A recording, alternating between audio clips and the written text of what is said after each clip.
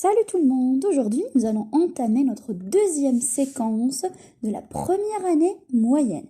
Donc, qu'est-ce qu'elle dit la séquence? La deuxième séquence, nous allons voir l'importance de manger convenablement. J'explique l'importance de manger convenablement.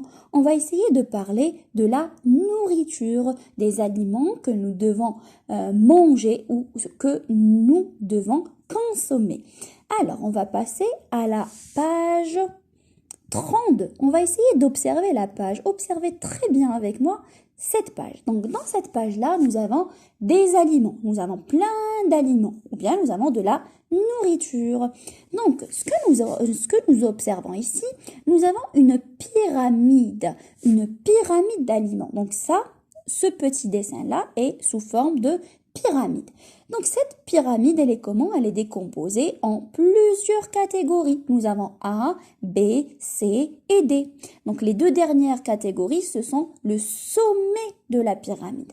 Alors, on va essayer de lire les questions, puis de répondre, ou bien de nous exprimer oralement. Essayez de vous exprimer avec moi.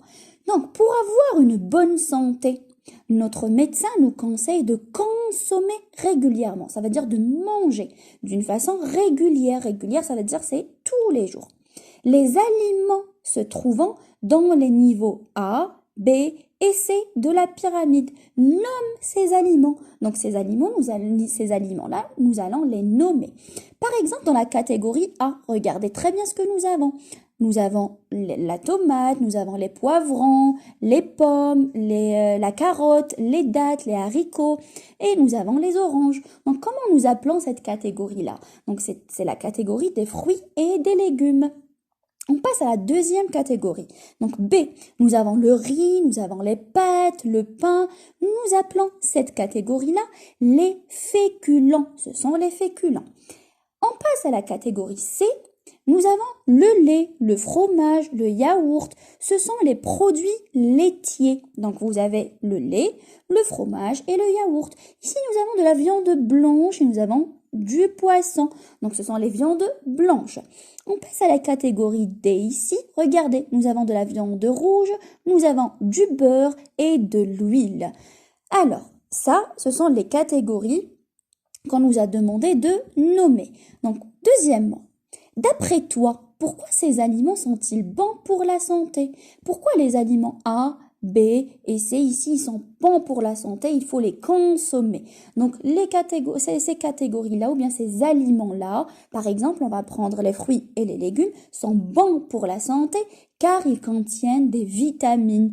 Pour les produits laitiers, ils sont aussi bons pour la santé. Pourquoi? Parce qu'ils contiennent des protéines. Alors, on doit les consommer régulièrement.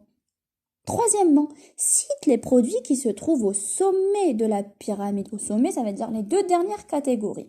Nous avons le sucre, nous avons les boissons gazeuses, les sodas, nous avons le sel. Donc ces catégories-là, on les a nommées.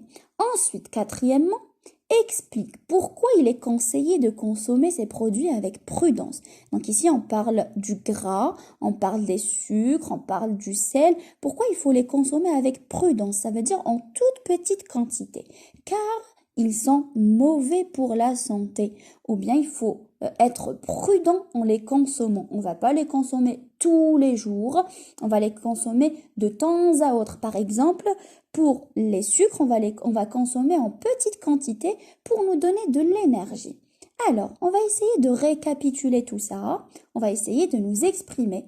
Donc, on va dire quoi? J'observe dans la page 32 une pyramide d'aliments. Dans cette pyramide d'aliments, nous avons plusieurs catégories.